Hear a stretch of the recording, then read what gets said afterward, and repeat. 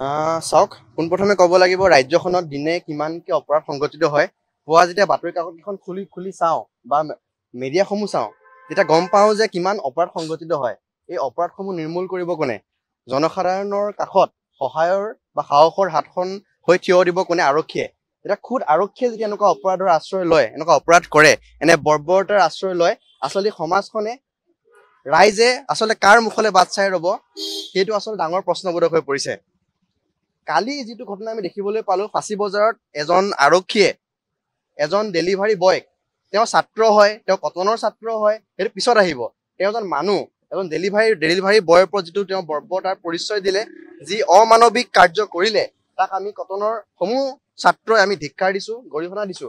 আচলতে আৰক্ষী প্ৰশাসনৰ পৰা, তেওঁৰ পৰা, সেই বিষয়াজনৰ পৰা এনে এক অমানৱীয় আচৰণ আমি আশা কৰা নাছিলো। বহুতে কৈ আছে যে ছাত্ৰজন কটনৰ আছিলে কাৰণে বিষয় ডাঙৰ হৈছে নেকি। আমি ক'ব বিচাৰিছো তেওঁ ছাত্ৰ হয়, কটনৰ হয়, এইটো পিছৰ কথা। প্ৰথম কথা হ'ল তেওঁ এজন মানুহ আছিলে। প্ৰথম কথা, তেওঁ সেই ছাত্ৰজনৰ পিতৃ নাই। তেওঁ গুৱাহাটীত তেওঁ ডেলিভাৰী কৰি তেওঁ পোহপাল দি আছিলে, ঘৰখন চলাই আছিলে, নিজেও পঢ়ি আছিলে। তেওঁৰ ওপৰত যি অমানৱীয় আচৰণ কৰা হ'ল, আমি একে মুখে ধিক্কাৰ দিছো। যদি ছাত্ৰজনে কিবা আইন কানুন ভংগ কৰিছিলে, পোনপ্ৰথমে তেওঁ থানালৈ লৈ আহিব লাগিছিলে, বিচাৰ হ'ব লাগিছিলে। বিচাৰ হোৱাৰ পিছত যদি তেওঁ ফাঁচী হয়, যি কৰিব লাগে, যি শাস্তি দিব লাগে, সেই ছাত্ৰজনে মানি ল'লে হয়, সেই ছাত্ৰজনে আমাক জনায়। কিন্তু তেনে নকৰি সেই আৰক্ষীজনে যি বৰ্বৰতাৰ পৰিচয় দিলে, আমি খুব লাজ পাইছো, বেয়া লাগিছে। সকলো সেই অসমৰ ৰাজ্যখনৰ বিভিন্ন চুকে কোণে বহুতো আৰক্ষীয়ে বহুতো নিষ্ঠাৰে সৈতে কাম কৰি থাকে। কালি যেতিয়া তেওঁলোকৰ মাজৰে এজনে আহি পেলাই এনেকে আইন কানুন ভংগ কৰি বৰ্বৰতাৰ পৰিচয় দি যেতিয়া গোটেই আৰক্ষী প্ৰশাসনটোক যেতিয়া দাগ লগালে, আৰক্ষী প্ৰশাসন যেতিয়া দুখ দিলে, আচলতে সেই নিষ্ঠাৰে কাম কৰি থকা মানুহখিনিয়ে এই নিষ্ঠাৰে কাম কৰি থকা যি সৰু সৰু পৰ্যায়ৰ পৰা ডাঙৰ বিষয়ালৈকে যি আৰক্ষী বিষয়া আছে, তেওঁলোকে লাজ পাইছে। কালি ডিজিপি মহোদয়ে এই বিষয়টো হস্তক্ষেপ কৰিছে। আশা কৰো এক নিৰপেক্ষ তদন্ত হওক, উচিত তদন্ত হওক, যাতে অনাগত দিনত ৰাইজৰ এই আৰক্ষী প্ৰশাসনটোৰ প্ৰতি, আৰক্ষী যন্ত্ৰটোৰ প্ৰতি বিশ্বাসটো হেৰাই নাযায়, আস্থা হেৰাই নাযায়। ইতিমধ্যে বহুতো ঘটনা হৈছে, আপোনালোকে গম পায়। ৰাজ্যত দিনক দিনে অপৰাধ, এনকাউণ্টাৰৰ নামত এনকাউণ্টাৰ, তাৰপিছত যদি এনেকুৱা ঘটনা হৈ থাকিব হয়, এইখন অসম নহয়, এইখন ইউ পি হ'ব।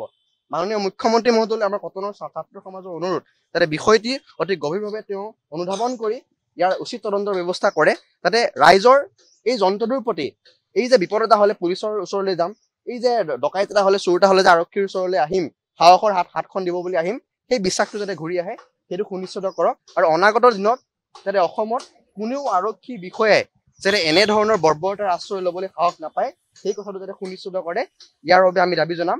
আৰু আমি বিচাৰিম সেই আৰক্ষী বিষয়াজনে অতি কম সময়ৰ ভিতৰতে সেই ছাত্ৰজনৰ ওচৰত ক্ষমা খোজক।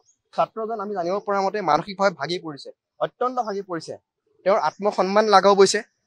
তেওঁ কালিৰ পৰা খুবেই ভাগি পৰা আমি দেখিবলৈ পাইছো। আমি তেওঁক বুজাইছো যে সকলো ঠিক হৈ উঠিব। আমি বিচাৰিছো আৰক্ষীজনে খুব সোনকালে তেওঁৰ ওচৰত ক্ষমা খোজক আৰু তেওঁ কথা দিয়ক যে অনাগত দিনত এনেকুৱা কাম নকৰে। আৰু ডিজিপি মহোদয়ে এই যিটো কালি তদন্ত ঘোষণা কৰিছে, তদন্তটো যাতে কেৱল ফেচবুকৰ পেজত বা এটা টুইটত যাতে সীমাবদ্ধ হৈ নাযায়।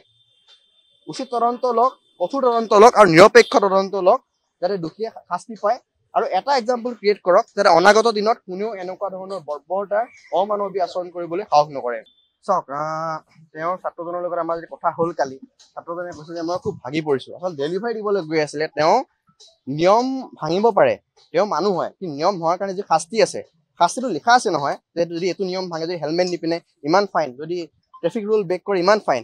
সেই আইন কানুনৰ সেই নিয়মানুবৰ্তিতাৰ মেৰ পেছলৈ তেওঁ নগৈ ৰাস্তাতে যি ধৰণে তেওঁ মাৰপিট কৰিলে, এখন ইউ পি নহয়। থানাৰ ভিতৰত তেওঁ এতিয়ালৈকে মই কোৱা নাই থানাৰ ভিতৰত কি হৈছে, কিন্তু তেওঁ যিটো আচৰণ কৰিলে এখন ইউ পি নহয়।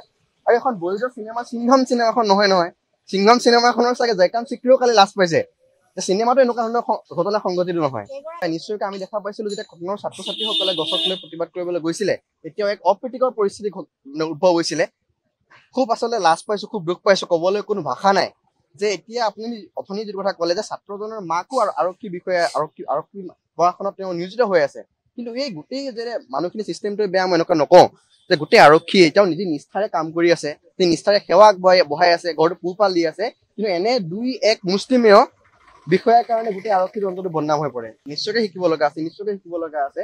কালি আচলতে ডেলিভাৰী বয় এজন হ'ল বুলি এনেকুৱা ব্যৱহাৰ হ'ল। যদি কোনোবা উচ্চ পদস্থ বিষয়া হ'ল হয়, কোনো ডাঙৰ নেতা হ'ল হয়, তেনেকুৱা সাহস কৰিলেহেঁতেন নে, এই প্ৰশ্নখিনি তেওঁলোকলৈ এৰিলো। নিশ্চয়কৈ মুখ্যমন্ত্ৰীগৰাকীয়ে যিসমূহ তেওঁলোকে কথা কৈ থাকে যে পিপলছ ফ্ৰেণ্ডলি হ'ব লাগে, কালি সেইটো তুমি দেখা পোৱা নগ'ল। আমি বিভিন্ন সময়ত দেখি যে অপৰাধ হৈছে, অপৰাধ হ'লে আমি কাৰ ওচৰলৈ যাওঁ? আৰক্ষীৰ ওচৰলৈ যাওঁ। তেতিয়া খুদ আৰক্ষী এনেকুৱা অপৰাধৰ আশ্ৰয় লয়, আৰক্ষী এনেকুৱা বৰ্বৰতাৰ আশ্ৰয় লয়, ক'বলৈ আচলতে কি থাকিলে? এই প্ৰশ্নসমূহ আমি আৰক্ষী যিটো প্ৰশাসন যন্ত্ৰ তেওঁলোকলৈ এৰিলো, এই প্ৰশ্নসমূহ আমি মুখ্যমন্ত্ৰী ডাঙৰীয়ালৈ এৰিলো। নিশ্চয়কৈ এজন প্ৰতিনিধি হিচাপে নিশ্চয় বিচাৰিম যে আৰক্ষীৰ যিটো যন্ত্ৰ, এই ব্যৱস্থাটো সংস্কাৰৰ প্ৰয়োজন আছে। যেতিয়া সদায় ৰাতিপুৱা উঠিয়ে মই কৈছো নহয়, ৰাতিপুৱা উঠিয়ে যেতিয়া পেপাৰখন খুলি চাওঁ, এই বোলে আজি গুৱাহাটী পল্টন বজাৰত আমুক ঘটনা হ'ল, আজি পল্টন বজাৰত আমুক উদ্ধাৰ হ'ল, আজি চানমাৰীত আমুক চোৰ হ'ল, আজি বেলতলাত আমুক ঘৰত ডকাইতি হ'ল, এই আজি বোলে হাতীগাঁৱৰ পৰা চেইনডাল কাঢ়ি নিলে, বিভিন্ন সমস্যা। আজি গুৱাহাটী মহানগৰী এখনতে যে এনেকুৱা ঘটনা হৈছে, আপুনি ভাবক, খুদ গুৱাহাটী মহানগৰীখনক, যিখন আমি স্মাৰ্ট চিটি বুলি বহুতে কয়, স্মাৰ্ট চিটি বুলি কয় নহয়, স্মাৰ্ট চিটিখনত স্মাৰ্ট আৰক্ষী বুলি কয়, খুব স্মাৰ্ট আৰক্ষী এনেকুৱা স্মাৰ্ট চিটি, তথাকথিত স্মাৰ্ট চিটি এখনত যদি এনেকুৱা ঘটনা সংঘটিত কৰে, তেনে ভাবকচোন অসমৰ চুকে কোণে গাঁৱে ভূঞে চুকত কিমান এনেকুৱা ধৰণৰ ঘটনা হৈ আছে, যিসমূহ চাগে আজিও পোহৰলৈ অহা নাই। পোনপ্ৰথমে মূল দাবীটো হৈছে যে যি আৰক্ষী সঞ্চালকপ্ৰধানে যিটো টুইট কৰিছে, সেইটো যাতে কেৱল এটা টুইট বা এটা ফেচবুক পোষ্টত সীমাবদ্ধ নাথাকে, এটা নিৰপেক্ষ তদন্ত হওক, ছাত্ৰজনে ন্যায় পাওক। যিকোনো খবৰৰ বাবে যোগাযোগ কৰক 7099017330 অথবা 7099017990 নম্বৰত।